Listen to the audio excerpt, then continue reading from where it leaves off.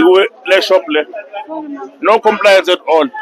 As you can see, they are selling everything here, including clothes plus meat in one shop. We're going to close this shop, and it's owned by a non-South African. They are selling things that are just not right, and we must allow this in our town. We can't allow this to continue. Thank you. Bukanje mfowethu. Bukanje South Africa yini. Bukanje bhale ukuthi akudayiswa naye nesayini. Buka ukuthi bagcwele kanjani ngaphansi. Bukanje abafana. Akusesi country lekhohlwane. Hayi khohlwane bafana. Lapha kunesayini ebhala ukuthi kule ndawo akudayiswa.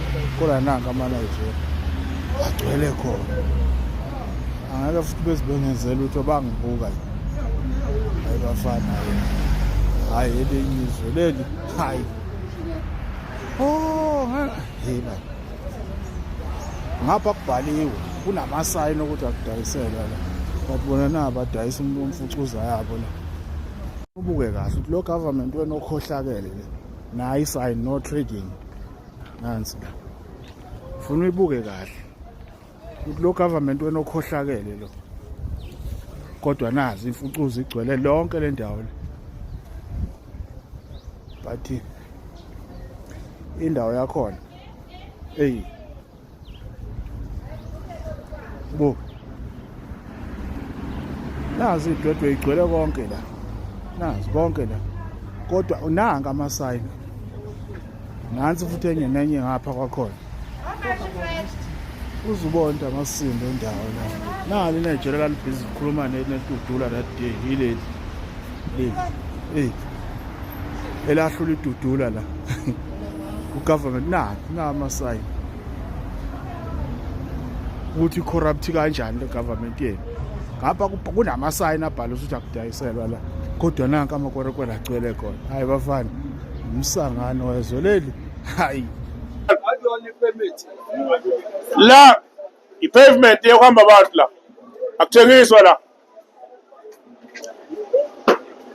Sibuya ku Plain, Delvas, De Villiers, Joubert, Hook, North. Kune order. Nala sifuna i-order. I-pavement le yokuhamba abantu ayokuthengisela. So ke sama ne-JMPD manje siyalayisha la. So qoqa into zethu bose silayisha. Umuntu ongana permit ayile phezulu De Villiers ayo register for i-permit. Bangana permit yokuthengisa awufuna register estradi. But la is a pavement. Ukuhamba abantu is a walkway, not stalls. Qoqa masinyane before siyithatha into zethu. Siyabonga. Hello Mzansi, welcome to Mgosi Basemzansi. Now my foreigners at Johannesburg refusing to comply with the law. Ngisho babeke emasayini ukuthi bangathengisi lana bona abangenelani bayahlala badethengisele kungabe indaba zalutho njena bathengisa impahla inyama bayithengise nayo lapho kulesi sitolo inyama bayithathe bayibeke eminyango uqabanga nje inyama lehlela eminyango utimpungane bantu abandlulako bayibekile nje bayinekile lapha ayihlalele njena. And umeya awase Johannesburg uMr Zungu was even saying ukuthi lesitolo kumele sivalwe because ayisiyo lento labayendako guys, ayisiyo njena kancane. Abananzaba shame yathi Nkosi yami labantu boqhamuka kuzidlisa tensela basidlisa nje tensela, and there are people labayithenga kufuthi le nyama siyakwatela ukuthi there are people labayibona ke inyama ukuthi ihlele eminyango iphaphelwa dilwane abantu bandlula khona lana bayithaphutela. Abangenelani bantu abangenelani nje bayithenga into, especially into labantu boqhamuka because bathola tishipashipile ukuthi ti-healthy tinjani ti-right tihlobile.